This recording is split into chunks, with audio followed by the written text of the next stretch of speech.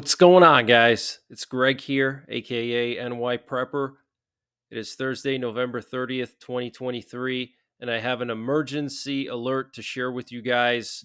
Right now, it is 12:53 p.m. Eastern Time here in the United States, and we currently have a lot of nuclear warplanes airborne right now over the United States. We have three nuclear war command and control planes up in the air, and we also have a high priority reconnaissance plane about to take off from Offutt Air Base. We have some major breaking news that the Brazilian army has activated emergency measures in response to the situation between Guyana and Venezuela. If you don't know what's going on over there, I recommend you watch my last few updates.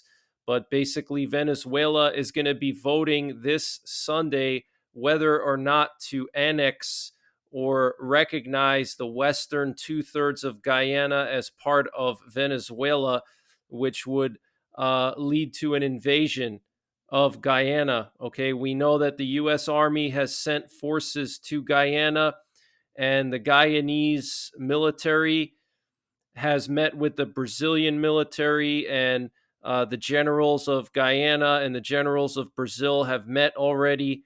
So it looks like preparations are underway for a major war to break out in South America between Venezuela and Guyana. And the reason why this is happening is not because of territory, but because of resources. Just a few years ago, a massive oil deposit was discovered in Guyana, and there's several dozen American oil and gas companies off the coast of Guyana with platforms there. And so it's estimated that within a few decades, Guyana would become like the next Qatar or United Arab Emirates because of the oil. There's actually more oil in Guyana now than there is in Venezuela, which would threaten Venezuela's status as a major world oil producer. So obviously, the communists in Venezuela don't want that to happen. So now they're going to attack Guyana and try to seize that oil rich territory.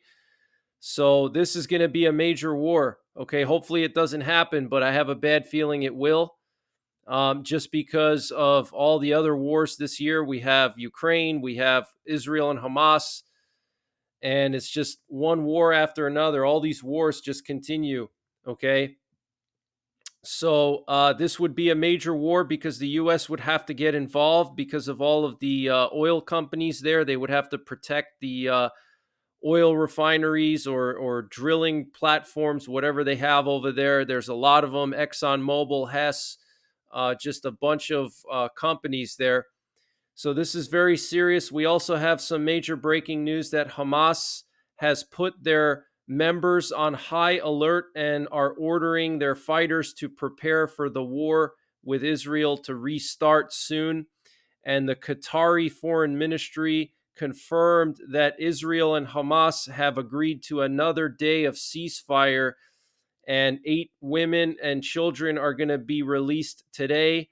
I think it's like 7 women and 1 child. I don't know the total proportion there, but Anthony Blinken, the U.S. Secretary of State, confirmed that 1 American will be released today. So this is huge news, guys. Okay, they extended the ceasefire just 24 hours, but there's no talk of any further extension.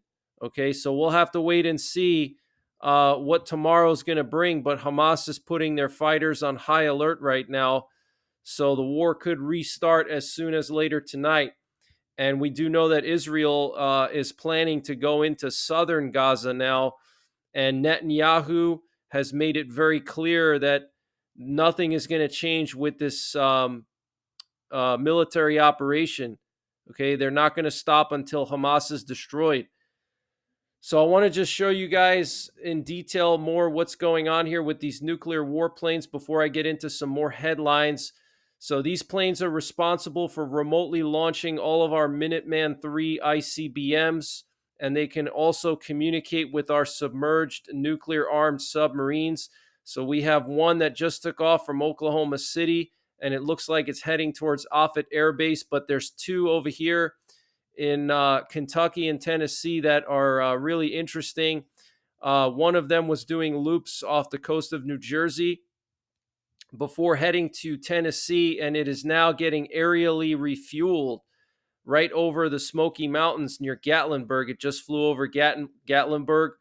And this is pretty unusual, guys, to have a nuclear war command and control plane get aerially refueled over the United States is very unusual because it's not like they're operating in enemy territory, okay? They can just land, refuel on the ground, and then come back up when they're done. It's not like that critical that they need to be aerially refueled over the U.S. unless there's something very serious going on and they have to remain airborne in order to be able to disseminate possible nuclear war launch orders to our submarines, our Ohio class subs, okay? Because that's what we would use to communicate with our Ohio class subs. These planes are essential, all right? And we do have fixed land-based transmitter sites, one in Maine, one in Washington, one in Hawaii, and one in Australia. But those transmitter sites would be immediately targeted by our enemies and destroyed. And so that's what these planes are for, is sort of like a backup to those fixed sites. And here we can see this nuclear war command and control plane flying over the Smoky Mountains National Park, and it's being trailed by this aerial refueler. Okay, check this out. It actually just met this aerial refueler right over the Smokies, and this aerial refueler came from Alabama. So this is extremely unusual, guys. I can't stress to you how weird that is. And we also have more aerial refuelers over Kentucky. Looks like they were refueling this one as well. Let me just show you guys all these aerial refuelers over Kentucky. Very, very strange. Okay. So here we have 3 aerial refuelers plus the nuclear war command and control plane. And it looks like the one over Kentucky, the nuclear war command and control plane, got refueled over Kentucky as well. Okay. So this is very, very serious, guys. Very serious.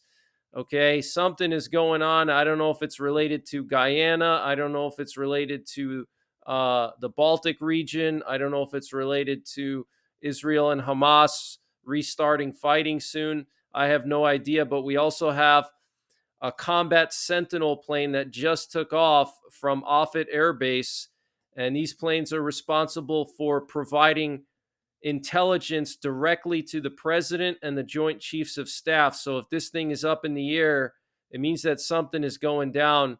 So I'm going to continue to monitor these flights for you, and I'll keep you updated. But we have 3 nuclear war command and control planes up in the air. 2 of them just got aerially refueled, one over Kentucky, one over Tennessee. Very, very unusual. That means that our nuclear forces are on high alert. And let me just show you what's going on over the Middle East right now. We have Forte 11, an RQ-4 Global Hawk reconnaissance drone flying very dense patterns off the coast of Lebanon, which is very, very strange because the war is down here between Israel and Hamas. It's all the way down here, okay? And the Global Hawk is patrolling along the Lebanon coastline here, okay? So I don't know if something's going to happen in Lebanon very soon. If Hezbollah is going to launch a massive surprise attack on Israel, maybe the U.S. has intelligence that Hezbollah is planning something. I reported like a few days ago that Hezbollah has some kind of a plan to attack Israel where they're going to launch like thousands of Russian Grad rockets to overwhelm the Israeli Iron Dome missile defense system, which would deplete their stock of interceptors. And then after that, then they would send precision guided missiles to take out key targets across Israel. So that could very well happen, guys. Okay. Look at this. This is very, very strange, very concerning to have this thing right off the coast of Beirut. We also have an aerial refueler, and a British fighter jet heading towards Syria right now. Very interesting.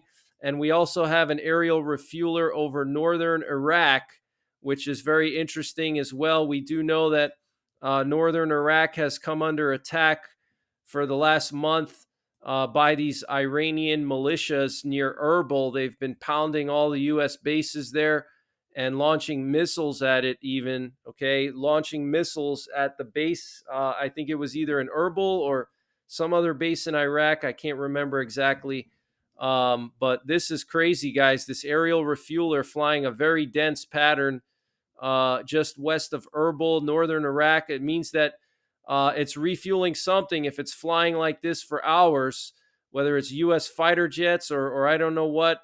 But here we have this British fighter jet and an aerial refueler flying together towards southern Turkey, just north of Syria. So this is very interesting. This is a Eurofighter Typhoon. Okay. So, and it's moving fast. Look how fast that thing is going. Absolutely insane. Very high speed. So something might be going down soon, guys. We'll have to keep an eye on the situation. And last night, we also had an RQ-4 Global Hawk patrolling along the Israeli-Lebanon coastline. And we also had an aerial refueler over northern Iraq near Erbil. And U.S. Central Command tweeted yesterday some more information about the drone that was shot down by the USS Carney. So let me read this to you. At approximately 1100 Sana time, while in the South Red Sea, the Arleigh Burke-class guided missile destroyer USS Carney shot down an Iranian-produced KAS-04 unmanned aerial vehicle launched from Houthi-controlled areas of Yemen. Although its intentions are not known, the UAV was heading towards the warship. At the time of the shootdown, the USS Carney was escorting the USNS Supply and another U.S. flagged and crewed ship carrying military equipment to the region. So this is crazy, guys. Yemen fired a drone at one of our warships. Okay, this is absolutely insane. This is huge news, guys. This is very, very concerning. And just the other day, the U.S. Central Command said that 2 missiles were fired at one of our warships, the USS Mason, just a few days ago. And they said that, oh, the missiles fell short. And there's like no explanation why the missiles fell short. I mean, missiles don't fall short, guys. Okay, if you're firing a missile at something, it means you've already done the calculations and you know the missile is going to reach your target. So obviously, they don't want us to panic. They're trying to cover up the real situation. I personally believe those 2 missiles that were launched towards our warship were meant to hit our warship, just like this drone. But they don't want people to panic, especially during the holiday season. And same thing with the Niagara Falls accident on the bridge. I don't believe the official explanation for that either. And this update was sponsored by My Patriot Supply. Guys, they have brought back their 25% discount on their 3-month emergency food supply. And to get the discount, you have to use the link preparewith.nyprepper.com. And the link is in the description below this video. And this 3-month emergency food supply has a 25-year shelf life, and it's all contained within 6 rugged, watertight buckets. So it doesn't take up a lot of space. Pretty much anyone can find the space in their home to fit 6 buckets, and it'll cover you for 3 months. And it's a variety of food, lunches, breakfasts, dinners, drinks, snacks, free shipping included, 25% off their normal price. Use the link preparewithnyprepper.com to get the discount. They also have a 2-week emergency food supply, which is excellent for outdoorsmen or people who go vehicle camping. You don't have to worry about rotating anything. You don't have to worry about your preps going bad.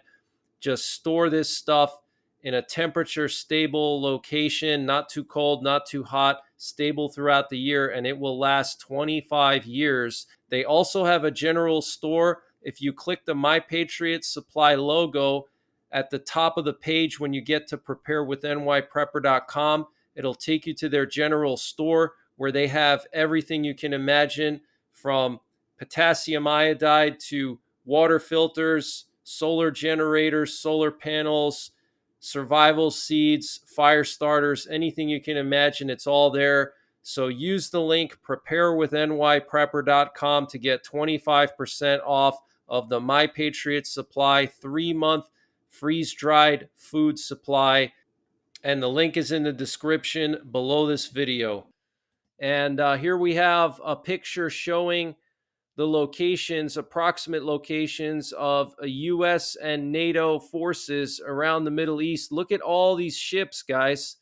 This is just insane. I mean, I didn't count all these ships, but this has to be at least like 75 surface ships and subsurface ships in the Mediterranean and in the Middle East area. This is insane, guys. Absolutely insane. We have the Dwight Eisenhower Carrier Strike Group now in the Persian Gulf here. And we also have the Gerald Ford strike group out here a little further west than it was before. We have the USS Florida, which is the Ohio-class sub that has 154 Tomahawk missiles, most likely with nuclear warheads on them, in the region as well. We have the Marine Expeditionary Unit with over 2,500 Marines and amphibious landing ships near the Yemen area. So this is crazy, guys. You don't position this many warships into an area unless you're preparing for all-out war. Okay, 2 carrier strike groups, a nuclear-armed sub, various types of destroyers. I mean, it's just insane, guys. Okay, so things are continuing to escalate. You know, it's only going to continue to escalate. It's only going to get worse. You know, I know the mainstream media is really pushing this idea that there's going to be some kind of miracle breakthrough ceasefire in Israel, and that's not going to happen. Okay, that Israel's not going to agree to that. Just like there's not going to be any miracle breakthrough in Ukraine, they're not going to agree to any kind of peace treaty with Russia to give away 30% of their land. That's not going to happen either. But that's what the mainstream media is pushing right now. They're trying to put people to sleep. They want you to focus on, you know, your holiday shopping. Make sure you spend your money at the big retail stores, you know, Amazon, Macy's. Go to your local mall and support your local corporations. You know, that's what they want. Okay. And by the way, guys, the holiday season is coming up. Make sure you support your small businesses. Okay. Small businesses are critical. If we don't support our small businesses, our country is going to be run by these globalist corporations, okay? And they do not have our interest in mind. They only care about enriching themselves and pushing their agenda. So please shop local, okay? Do your part, shop local. Take this country back from the globalist corporations. I want to just read to you this article coming from a South American news outlet. The Brazilian army mobilizes for a possible invasion of Venezuela into Guyana. This was posted just yesterday. Faced with the unexpected risk of a possible Venezuelan invasion of Guyana, the Brazilian army has activated emergency measures triggering an unprecedented military deployment to safeguard national sovereignty and the security of the region. In response to intelligence information, a mobilization has been started that includes the deployment of 16 armored multitask vehicles of the Army's 5th Division to Boa Vista. Additionally, Leopard tanks were deployed, indicating the severity of the perceived threat and the need for a robust defense response. So this is huge, guys. Okay, 16 armored multitask vehicles and Leopard tanks. That's what Brazil is moving to the border of Venezuela and Guyana. That is huge.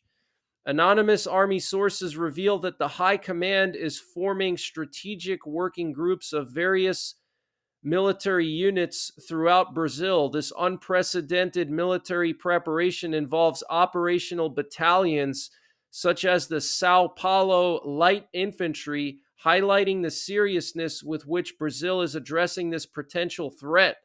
Okay, light infantry is exactly what you would need if this war kicks off between Venezuela and Guyana, because the territory, it's all jungle. Okay, that terrain is all jungle. There's no open areas. You're not going to have big artillery duels like in Ukraine. You're not going to have a lot of armor going on. You're not even going to have a lot of air power being used. It's going to be a ground war in the jungles, similar to Vietnam. The intense mobilization suggests that Brazil is actively preparing for a possible conflict, raising concerns at the regional level. This unusual deployment could have significant repercussions in the South American region, underscoring the persistent tension and volatility in geopolitical relations in the area. So, this is very concerning, guys. Okay. Armored vehicles, Leopard tanks, and light infantry are now on high alert. Okay, activating emergency measures, unprecedented military deployment. I mean, this is huge news, guys. We also have major breaking news that Russia will be sending fighter jets and attack helicopters to Iran, Russian state media says. Russia is slated to send Iran advanced fighter jet and attack helicopters, reports say. Iranian state media says the agreement will strengthen the country's air force. The deal comes amid U.S. warnings that Moscow and Tehran are increasing their defense cooperation. Russia has agreed to send advanced fighter jets and attack helicopters to Iran in a deal that would provide a significant boost to the country's air force, Iranian media reports. The reported agreement comes as the U.S. expresses greater concerns over what is described as increasing defense cooperation between Moscow and Tehran. A top White House official said last week that the expanding military partnership is not good for Ukraine or the Middle East region. Plans have been finalized for Russia to deliver an unspecified number of Sukhoi 35 fighter jets, Mi-28 attack helicopters, and Yak 130 jet trainers, the semi-official Tasnim news agency reported on Tuesday, citing Iran's deputy defense minister. The report was then later confirmed on Wednesday by the official state-run Islamic Republic news agency. The Kremlin has yet to publicly confirm the deal, which Tasnim said would be the first time that Tehran has purchased fighter aircraft since the 1990s, guys. Okay, so they haven't purchased fighter jets in over 30 years. Okay, so things are getting serious. Okay, Iran is gearing up for an all-out war with Israel and the United States. And if this is true, which it seems like it is, the U.S. is really running out of time to launch their preemptive strike on Iran to denuclearize them and demilitarize them. They're going to have to do it very soon now. Okay, because Iran is continuing to get more advanced weapons. They're getting these fighter jets. They already have Russian air defense systems. Who knows what else they have? And apparently, a U.S. base in Syria was targeted by rocket fire yesterday, according to a U.S. defense official. There was an attempted rocket attack on the mission support site Euphrates, which led to no damage or injuries. And Erdogan, the president of Turkey, said that Netanyahu should be considered the butcher of Gaza. And there was a shooting attack at the entrance to Jerusalem yesterday. 2 people were killed and at least 7 others were hurt. 2 off-duty soldiers and an armed civilian shot the terrorists dead. And we have breaking news that there's increased activity of NATO's Mine Countermeasures Group 1 in the southwestern part of Finland. The activity included suspected exercises, mine clearing, or demining in the waters where sensitive underwater infrastructure is located between the Baltic states and Scandinavian countries. Almost 24/7 activity has been observed by OSINT tracker Marcus Johnson in the recent days since November 23rd. NATO ships involved in the suspected operations are 3 Polish, 1 German, 1 French, and 1 Dutch. Okay, so they're doing mine sweeping just southwest of Finland. We know that that's where one of the pipelines or communications cables were cut just a few months ago. There was one cable between Finland and Estonia that was cut, and then there was another one between Estonia and Sweden that was cut. So now they're doing mine sweeping over there. So the situation in the Baltic region is very, very tense, guys. Okay, Estonia just closed their entire border with Russia. I'm sorry, Finland closed their entire border with Russia, and Estonia is putting up dragon's teeth anti tank obstacles along their border with Russia. We know that Latvia and Lithuania have already closed their borders with Russia or partially. Poland has closed almost their entire border with Belarus, and they've put up anti tank obstacles with Russia. So it's a very, very tense situation there, guys. Finland has scheduled 6 exercises with NATO and also their own exercises in the next week or two. So, very, very serious situation. And last night we had some pro Palestine protesters at the Christmas lighting festival in New York City at Rockefeller Center, and some of them were arrested. So these pro-Palestine protesters continue to show up at all these different events, and I personally believe that these protests are going to start turning into major riots soon, and I think that we're going to start to see more terror attacks here on U.S. soil. I'm very concerned about New Year's. I'm concerned about Christmas. So please be on high alert. Make sure you're prepared for possible terror attacks. Okay. And I have a source that lives near Raven Rock. Raven Rock is the doomsday bunker for the Pentagon. It's also known as the Alternate Military Command Center. That's where the Pentagon would evacuate to if there were a nuclear war. It's built under a mountain in southern Pennsylvania, close to Camp David. And my source near Raven Rock said that they received 2 emergency alerts yesterday, just 10 minutes apart, yesterday afternoon. And my source said that this is extremely rare, first of all, to have any emergency alert during the daytime like that, but to have 2 back to back is very, very unusual. This person lives literally right next to Raven Rock. Okay.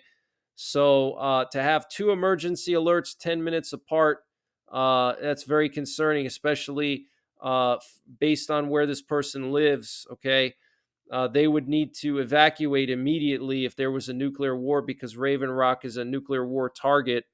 And a viewer sent me an email saying that they saw 2 A-10 warthogs flying over Apollo Beach, Florida yesterday in a southward direction, and they had their transponders turned off. This happened around 5:20 p.m. Eastern time yesterday. Very strange that the A-10 warthogs would have their flight trackers turned off. And we have breaking news coming from Slovakia. Slovakian truckers have announced the blockade of one of the border crossings with Ukraine. The Uzhgorod border crossing is now being blocked by the Slovak truckers. Okay. So this is also happening in Poland as well. And Henry Kissinger died yesterday at the age of 100. So I'm going to continue to update you guys. Make sure you're subscribed. Hit the bell icon below so you get notified when I post these emergency alerts. I will be doing another update later on this afternoon. So until next time, take care. God bless. And don't forget the 3 Ps: prepare, practice, and persevere.